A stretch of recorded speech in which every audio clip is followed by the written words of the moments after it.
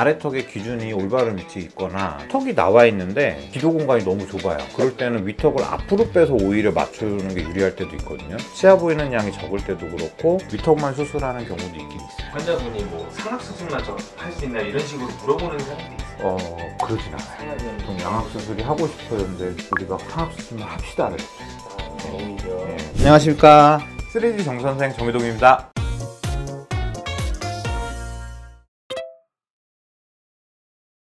그러니까 이게 원래 정확하게는 예전에 이제 리포트 선생님께서 사람의 두개골을 던져서 머리가 부러질 때 어떤 패턴으로 부러지나를 본 거예요. 그래서 이제 분류를 한 거죠. 왜냐하면 그 전에 이렇게 부러졌다 이름이 없잖아요. 그래서 이제 르포트 1 골절은 여기서 이렇게 상악골이 부러진 상태를 얘기해요.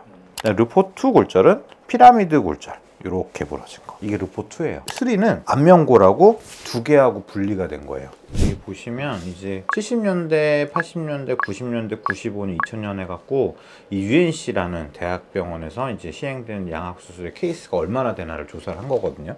퍼센트를 각각 본 건데 70년대에는 아래턱만 수술하는 비율이 높았어요. 근데 왜냐하면 그 당시에는 위턱 수술을 많이 무서워했거든요. 근데 그러다가 이 당시에 뭐가 있었냐면 이제 유럽 쪽에서 이런 수술을 많이 하시는 분이 미국에 와서 학회 발표도 하고 넘어오기도 하면서 위턱 수술이 활성화가 됐거든요. 그래서 이제 아래턱만 단독으로 수술하는 비율은 이렇게 변했어요. 이제 위턱을 앞으로 빼는 비율이 올라갔고 비율이 바뀌는 거죠. 위턱만 수술하는 비율도 생각보다 제법 있다라고 생각하시면 돼요. 네. 기억나는 게 숨 쉬는 길이 굉장히 좁으세요. 기도 공간이 좁으면 아래턱을 뒤로 넣을 수는 없는 거예요. 그러면 이제 코골이가 확실히 생기기 때문에 이제 그러니까 위턱을 앞으로 빼야 되는 경우가 있어요. 위에 치아도 안 보이기도 했고 이제 위치 관계도 안 좋고 해서 그렇게 해서 마무리해드린 분이 있어요. 원리는 이제 뭐냐면 두 개의 성장과 발육이라는 게 있어요. 위턱뼈가 성장하는 방향은 수직적으로 성장을 하고 그 다음에 앞으로 따라가요. 그 이유가 뭐냐면 초기에부터 이제 사춘기 시기까지는 보통 이제 앞으로 따라 나가는 게 뇌가 커지는 부분하고 이 부분을 기준으로 앞으로 위턱이 자란다고 하거든요. 코뼈가 앞으로 나가면 비골이 앞으로 나가는 거에 따라서 위턱이 줄 잡고 있는 것처럼 따라 나가는 거예요. 그게 있고 수직적으로는 위턱 자체는 자기가 성장하는 방향을 가지고 있질 않아요. 아래턱이 성장을 하면 아래턱이 성장하는 방향에 맞춰서 얘가 따라가면서 성장을 하게 돼요. 그러니까 어디로 따라갈지는 결국에 아래턱에 맞춰서 자라는 거죠.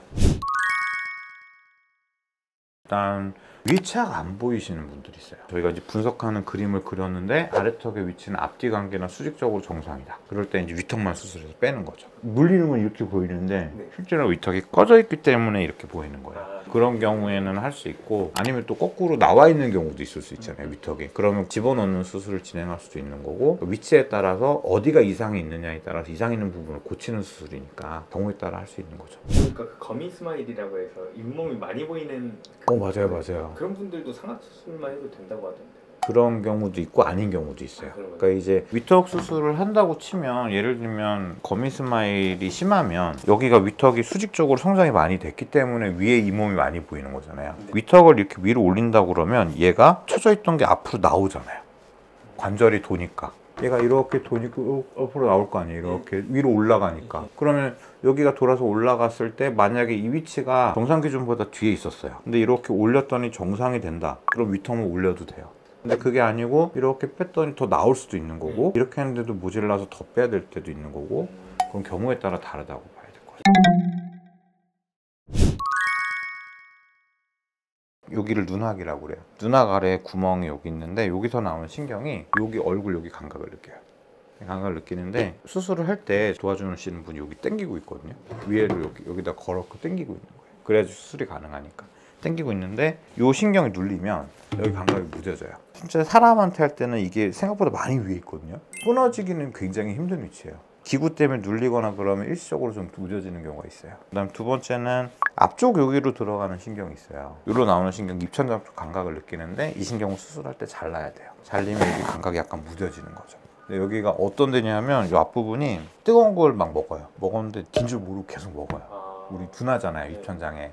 그래갖고 식당을 나가면서 아, 뒤였구나. 까졌구나를 알잖아요. 원래 둔하단 말이에요. 그러니까 여기 감각이 묻어졌는데 묻어진지도 잘 모르세요. 말초기 때문에 감각신경 회복이 약간 기대할 수가 있거든요. 약간 달라지긴 하지만 크게 불편하지 않은 부분이 이렇게 있고, 그거 외에는 이제 이쪽으로 나오는 신경혈관들이 좀 있거든요. 이쪽 뒷부분을 수술할 때 여기를 쳐서 이걸 완전히 움직이게 해야 되는데, 이 과정에서 이쪽으로 움직이는 신경 중에 교감, 부교감 신경 성분이 좀 섞여 있어요. 이 부분 때문에 문제가 좀 생기면 계속 눈물이 흘리거나 이런 일이 아주 드물게 생겨요. 저는 솔직히 아직 한 번도 못 봤어요. 위턱 수술 같은 경우에 양악 수술 할 때는 항상 하는 수술이에요. 근데 위턱 단독으로 하는 수술만 진행하는 경우는 좀 많이 드물고요. ESO를 하거나 이런 경우도 할 수도 있긴 하지만 어쨌든 양악 수술하는 게 훨씬 많고, 위턱만 단독으로 불평하신 걸 해소해드리기 좀 어려운 경우가 많다.